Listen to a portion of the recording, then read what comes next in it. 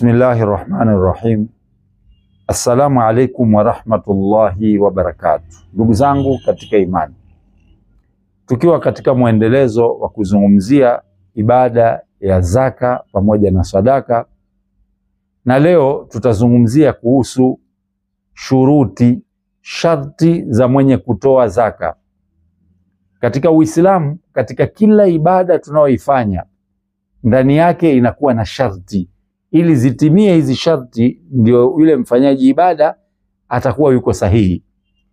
Kama ambavyo iko katika swala, kuna masharti ya swala, kuna sharti za mwenye kufunga, na kuna sharti za mwenye kuhiji, na kuna sharti za mwenye kutoa zaka.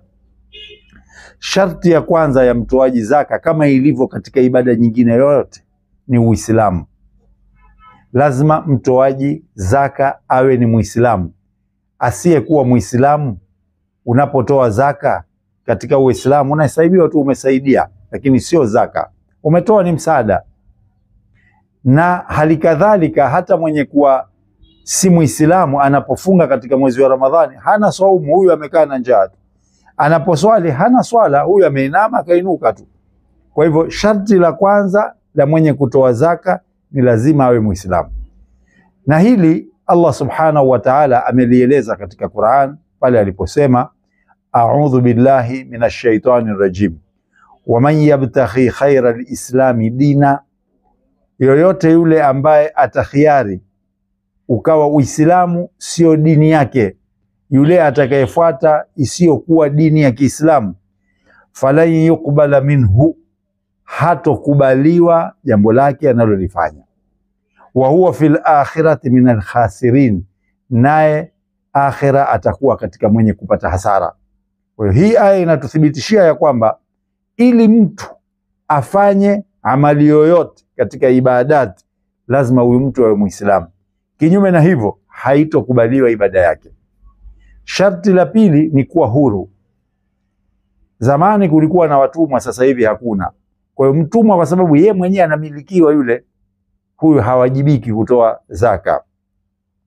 Sharti la tatu ni umiliki kamil wa kile unachotaka kukitolea zaka.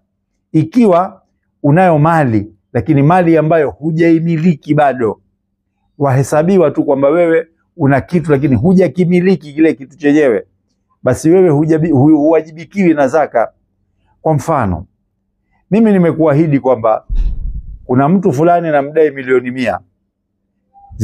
Zile pesa zidai alafu zichukue wewe. Nimekupa wewe.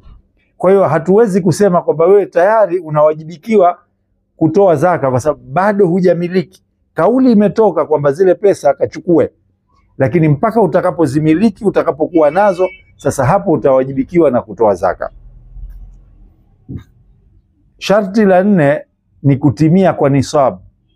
Mtoaji zaka kile anachokimiliki, hapa tunazungumzia mfanyabiashara, mwenye kufanya biashara, kile anachokimiliki lazima kiwe kimetimia nisab. Nisab kwa hesabu zetu za sasa ni gram 85 ya dhahabu. Gram 85 ya dhahabu.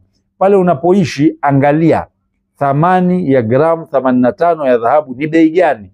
Piga hesabu halafu utapata majibu.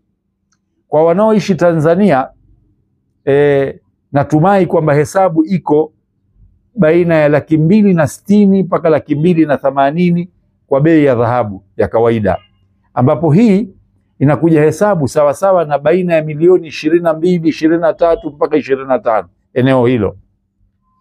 Kwa hiyo yoyote yule ambaye anamiliki biashara au mali inayofika thamani hiyo, huyu anastahiki kutoa zaka. Sharti la 4 ni kuzungukiwa na mwaka. Kile unachokimiliki lazima kiwe kimezungukiwa na mwaka. Kama hakijazungukiwa na mwaka, hiki hakitolewi zaka, kwa sababu Allah subhanahu wa ta'ala anatutakia sisi wepesi. Unazo milioni 25, zifanyie biashara mwaka mzima, baada ya mwaka halafu ndio kutapigwa hesabu ya wewe kutoa zaka.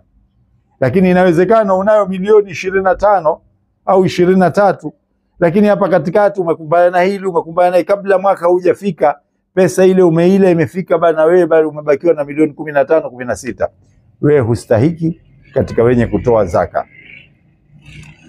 Na jambo jingine ambalo nataka niliongezee hapa ni kwamba hii nisab inayozungumziwa haihusiani na mali ambayo haimilikiwi na mtu, yani mali ya wakfu, mali ya jumuiya, mali ya misikiti, mali ya taasisi. Hizi haziingii katika hesabu hiyo.